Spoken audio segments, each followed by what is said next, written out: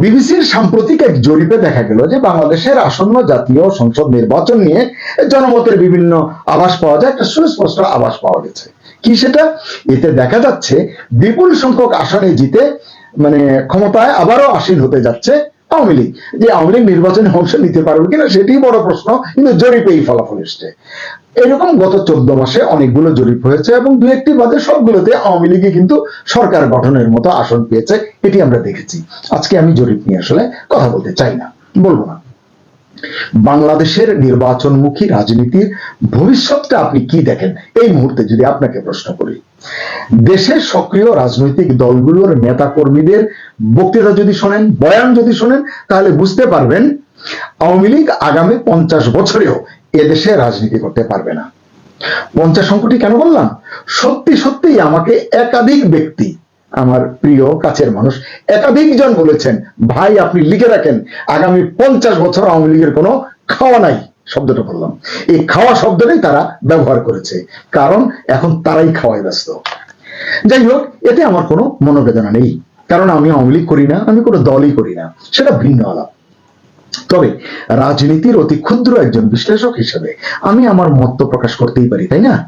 কি করিলে কি হইবে, কোন কাজের কি রিয়েকশন হইবে, এটা তো আমি আমার মতো করে বলতে পারি। আপনি শুনবেন, ভালো লাগলে বাহবা দিবেন, না লাগলে সমালোচনা করবেন, কোনো সমস্যা নেই। নিয়মতান্ত্রিক ভাবে গঠনমূলক সমালোচনা করুন, আমি মাথা পেতে নেব। তবে আমার সব বিশ্লেষণ যে ঠিক হবেই এমন দাবি কিন্তু আমি করি না। বিভিন্ন কথা, বিভিন্ন ঘটনা এবং প্রেক্ষাপট বিশ্লেষণ করে আমি আমার মন যা বলে, সিক্স সেন্স যা বলে, ষষ্ঠ ইন্দ্রিয় যা বলে, তার ভিত্তিতে আমি মন্তব্য করি, আমি কথা বলি। ইউনূস সাহেবের মতো এটা কখনো কখনো লেগে যায়, লেগে গেলে ভালো, না লাগলে কি আর করা। তবে আপনাদের বলে রাখি, এ পর্যন্ত যা যা বলেছি আলহামদুলিল্লাহ তার প্রায় প্রতিটি ফলেছে।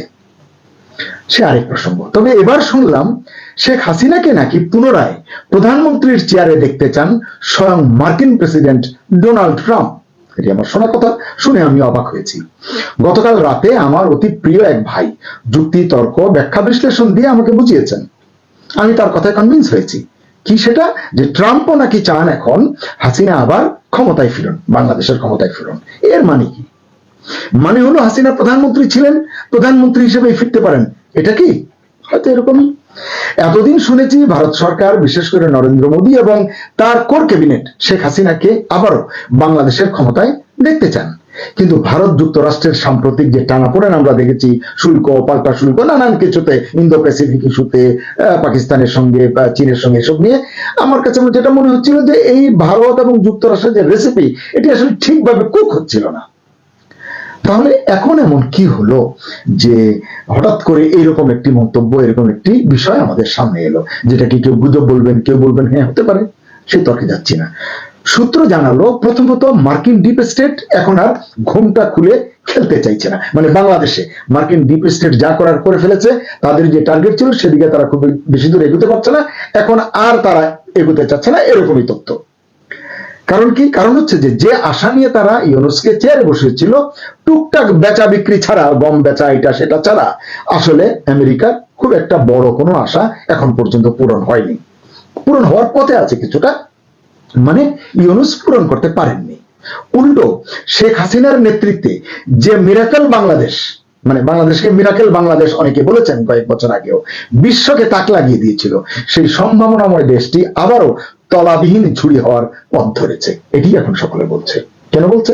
দেশের রাজনীতি, অর্থনীতি, সামাজিক ভারসাম্যের যে অস্থিরতা, আইন শৃঙ্খলা পরিস্থিতি, ব্যবসা বাণিজ্যের যে অবনতি, বিনিয়োগে যে লাগাতার ধস, মানে এটা বলার অপেক্ষা রাখে না। মানুষের বেঁচে থাকার সংগ্রাম এখন এতটাই কঠিন হয়ে উঠেছে যে সব সূচকে দেশটি খাদের কিনারে এসে দাঁড়িয়েছে। একটু শুধু ব্যতিক্রম আছে এখানে, প্রবাসী বাংলাদেশিদের রেমিটেন্স উদারতা বা রেমিটেন্স ভালোবাসায় যদি একটু ঘাটতি হয়, তাহলে এই সরকার তার কর্মকর্তা কর্মচারীদের বেতনও খুব বেশি দিন দিতে পারবে কিনা, এটি নিয়ে কিন্তু বেশ সন্দেহ সংশয় কিন্তু আছে। বেশ বড় প্রশ্ন এটি। এরকম একটি অবস্থায় খবর হলো এবার যুক্তরাষ্ট্রই নাকি চাইছে হাসিনার প্রত্যাবর্তন হোক এবং স্বমহিমায়, ওই যে বললাম প্রধানমন্ত্রী হিসেবে। ভারতের জন্য এটা সোনায় সোহাগার মতো ব্যাপার হবে, এ বিষয়ে কোনো সন্দেহ নেই, যদি এটা শেষ পর্যন্ত হয়। আসলে এমনটি হওয়ার সুযোগ আছে কিনা জানতে চাইলে যুক্তরাষ্ট্র প্রবাসী একজন সিনিয়র আইনজীবী বললেন, কেন নয়, তিনি আমাকে অনেক আইনি ব্যাখ্যা বিশ্লেষণ দিলেন। আমি তো আইনের লোক নই, আসলে তো বুঝিও না, একটু বোকা টাইপের লোক আমি। পরে তিনি আমাকে আইনি যুক্তি ব্যাখ্যা সম্বলিত একটি বিশদ লেখাও পাঠালেন, এবং সেটি পড়ে মানে আইনের মারপেজ বা ফাঁকফোকর এত না বুঝলেও সেই লেখাটি পড়ে আমি বুঝলাম যে বর্তমান সরকার আসলে কচু পাতার পানির মতো, অন্তত আইনের চোখে, অন্তত আইনের ব্যাখ্যা বিশ্লেষণে। এই আইনি যুক্তি নিয়ে অন্য একটি ভিডিওতে কথা বলবো ইনশাল্লাহ, চেষ্টা করব কথা বলতে। আজকের সাবজেক্টে ফিরি। শেখ হাসিনা যে ফিরবেন তা বুঝবো কি করে, মানে এটি আসলে আমরা বুঝতে পারবো কি করে? আইন যদি সমর্থন করে তাহলে প্রেক্ষাপট এবং লক্ষণগুলো নিয়ে আমি দু একটি কথা বলতে পারি।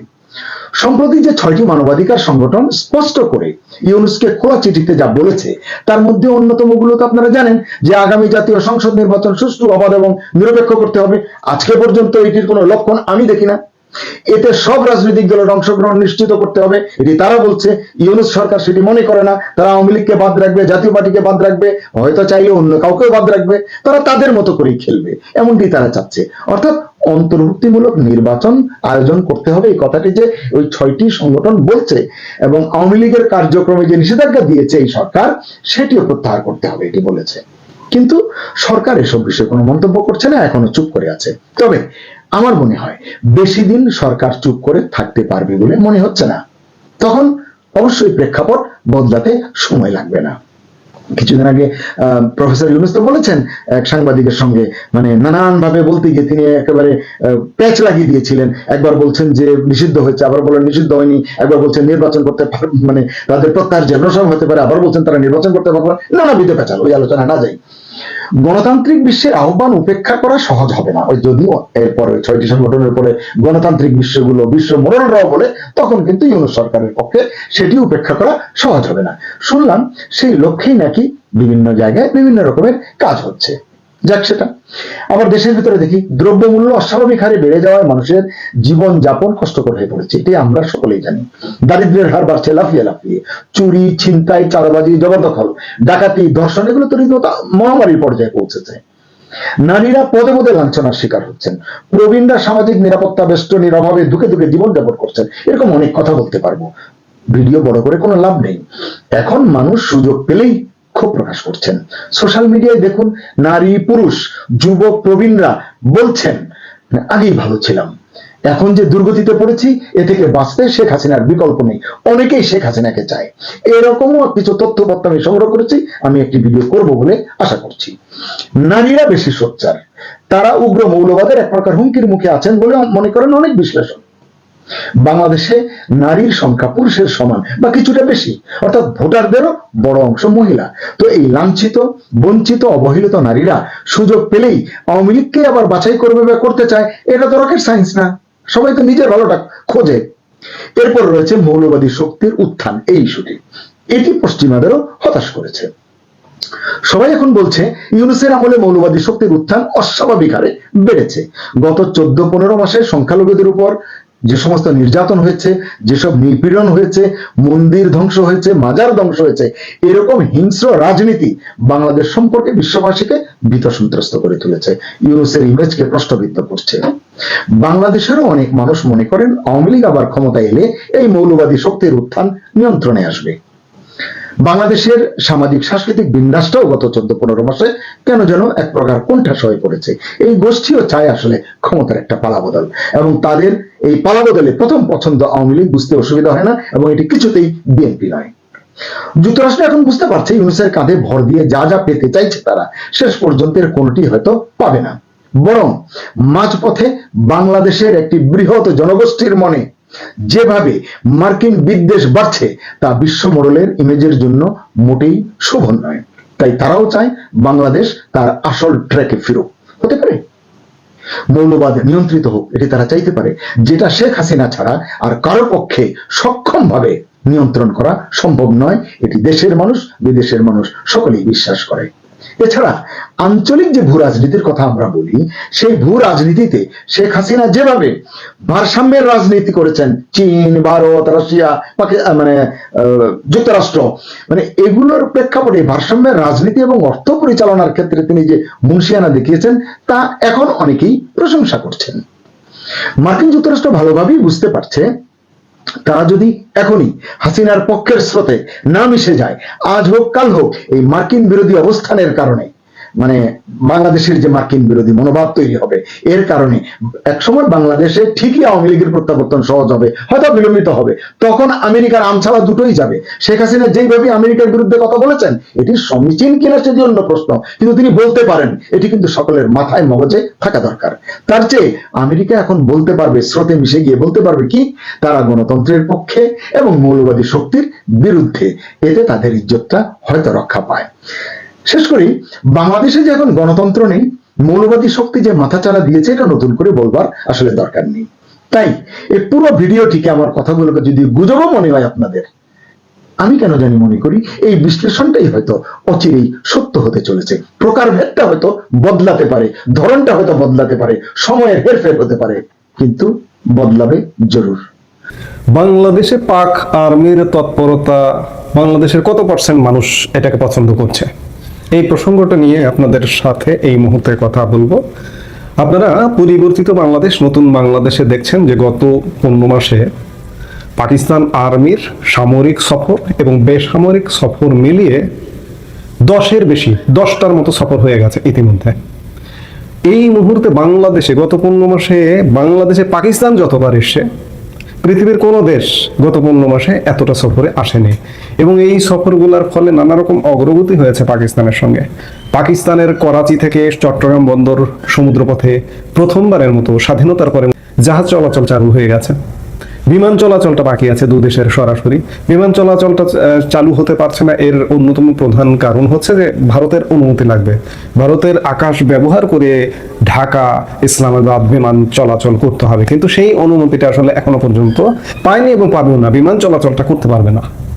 এবং অগ্রগতি, আরো অনেক কিছু অগ্রগতি, যেমন বাংলাদেশের সাথে যৌথভাবে, বিশেষ করে ভারতকে থ্রেটে রাখার জন্য পাকিস্তানি আর্মির বাংলাদেশে ঘন ঘন একটা আনাগোনা চলছে, ভারতকে একটা ভয়ের মধ্যে রাখার জন্য। পশ্চিম সীমান্তে তো সবসময় ভারত, ভয় এই শব্দটা বলাটা আসলে ভুল। ভারত কাকে ভয় করবে? পাকিস্তানকে, পাকিস্তানের মতো একটা মিসকিন রাষ্ট্রকে? প্রশ্নই আসে না। পশ্চিম সীমান্তে খবরদারি করে, খবরদারিটাকে ভারত বিভিন্ন সময় সাইজ করে দিয়েছে।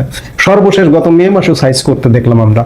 এখন ওরা পূর্ব সীমান্ত নিয়ে লেগে পড়েছে এবং পূর্ব সীমান্তে বাংলাদেশের মানুষের জীবন বিপন্ন করে ভারতের সাথে একটা কেওয়াস লাগানোর পরিকল্পনা করছে। এই কেওয়াস লাগানোর পরিকল্পনা থেকেই পাক আর্মির ঘন ঘন বাংলাদেশ সফর। আপনারা জানেন যে বর্তমানে পাক আর্মির একটি ঊর্ধ্বতন দল এই মুহূর্তে বাংলাদেশ সফর করছেন এবং গতকালকে এই দলটি বাংলাদেশের প্রধান উপদেষ্টা ডক্টর মোহাম্মদ ইউনূসের সাথে সাক্ষাৎ করেছেন। পাকিস্তান সফররত দলটির নেতৃত্ব দিচ্ছেন পাকিস্তান যৌথ বাহিনীর জয়েন্ট চিফ অফ স্টাফ কমিটির চেয়ারম্যান জেনারেল শাহির শামশাদ মির্জা। এই দলটি 23 তারিখ দিবাগত মধ্যরাত, মানে 24 তারিখে মধ্যরাতে বাংলাদেশ সফরে এসেছেন এবং 28 তারিখ পর্যন্ত থাকবেন। 3 বাহিনী প্রধানের সাথে সাক্ষাৎ করবেন, সশস্ত্র বাহিনী বিভাগের সাথে সাক্ষাৎ করবেন এবং সেনাবাহিনীর একটি ডিভিশন ভ্রমণ করবেন, সেটি হচ্ছে সিলেটস্থ 17 ডিভিশন ভ্রমণ করবেন। আমি আলাপটা শুরু করেছিলাম যে পাকিস্তানের এই যে দহরম মহরম, বাংলাদেশের আসলে কত শতাংশ মানুষ এটাকে পছন্দ করছে। আমি ধারণা করি যে 1971 সালে বাংলাদেশে ম্যাক্সিমাম 10 to 12% মানুষ হয়তো বাংলাদেশের স্বাধীনতার বিপক্ষে ছিল, পাকিস্তানের পক্ষে ছিল। এখনো সেই সংখ্যাটাই হবে এবং সেই সংখ্যাটা বেড়ে এখন ধরুন 18 কোটি জনসংখ্যার 1.5 কোটি টু 1,80,00,000 এই সংখ্যাটা হবে যারা পাকপন্থী এবং পাকিস্তানি এখানে খবরদারি বা পাকিস্তানকে স্বাগত জানায়, ভারত বিরোধিতা করে। এটা ম্যাক্সিমাম 1,80,00,000 বা 2 কোটির বেশি হবে না কোনোভাবেই। এই 1,80,00,000 2 কোটি এরাই কিন্তু 71 সালে পাকিস্তানি এবং 71 সালে এরা 50-60 লাখ। এই সংখ্যাটা বেড়ে সময়ের সাথে তখন আমাদের জনসংখ্যা ছিল 7.5 কোটি, এখন জনসংখ্যা 18 কোটি। সেই রেশিও অনুযায়ী বেড়ে গেছে। এই বাড়তি সংখ্যাটাই পাকিস্তান প্রেরিত করে, পাকিস্তানের প্রতি সমর্থন করে। ডক্টর ইউনূস বাংলাদেশের মানুষের আসলে পালস গুনতে পারেনি। এমনকি বাংলাদেশের এই মুহূর্তে যে রাজনৈতিক দলগুলো, সেটা বিএনপি থেকে শুরু করে জামাত তো স্বাভাবিকভাবেই আমাদের মুক্তিযুদ্ধের বিরোধী শক্তি এবং অন্যান্য যে রাজনৈতিক দলগুলো আছে, তারাও পাকিস্তানের এই অবস্থাটা মেনে নিচ্ছে। আসলে কি এই অবস্থাটাকে মেনে নেওয়ার কথা? পাকিস্তান সুযোগ পেয়ে সুযোগের সদ্ব্যবহার করছে। পাকিস্তানের সাথে তো এই ধরনের সম্পর্ক হওয়ারই কথা না। যে পাকিস্তানের সাথে আমরা যুদ্ধ করে বিজয়ী হয়েছি, 55 বছর আগে হোক আর 500 বছর আগে হোক না কেন, পাকিস্তানের থেকেই তো আমরা আলাদা হয়েছে। পাকিস্তানের বৈষম্য অনাচারের প্রতিবাদই তো আমাদের যুদ্ধটা ছিল। সেই পাকিস্তান বাংলাদেশে এখন দহরম মহরম। এমনকি বাংলাদেশের সেনাবাহিনী এই মুহূর্তে প্রশ্নবিদ্ধ হয়ে যাচ্ছে। সেনাবাহিনী খোলাসা করে বলুন, পরিষ্কার করে বলুন যে আমরা 71 সালের যে মুক্তিযুদ্ধটা ছিল সেটা ভুল ছিল। পাকিস্তানের সাথে যে যুদ্ধটা করা হয়েছে, আমরা আমাদের 30 লক্ষ মানুষকে মেরে ফেলেছি পাকিস্তানিদের দিয়ে, 3 লক্ষ মা বোনের ইজ্জত হওয়াটা ভুল ছিল। সেনাবাহিনী বলুন। আমার সেনাবাহিনীর প্রতি এই কথাটা এই জন্যই, মুক্তিযুদ্ধ থেকেই মূল ভিত্তি আমার মুক্তিযুদ্ধ, সেনাবাহিনী, পুলিশ, বিভিন্ন সংস্থা গড়ে ওঠা। সেই সেনাবাহিনীর মধ্যেও পাকিস্তান ঢুকে যাচ্ছে, সফর করছে। আবার আমার সেনাবাহিনী পাকিস্তানে সফর করছে, আমার সেনাবাহিনীর একটা টিম পাকিস্তান সফর করে এসছে, আমার নৌবাহিনীর একটা টিম এই 15 মাসের মধ্যে সফর করে এসছে দীর্ঘদিন পর। আসলে কি আপনাদের মতলবটা? বাংলাদেশের 10 to 12% মানুষ নিয়ে কি আপনাদের চিন্তাধারা সবকিছু? যদি তাই হয় খোলাসা করুন, তাহলে বাংলাদেশের মানুষ অন্ততপক্ষে বুঝতে পারে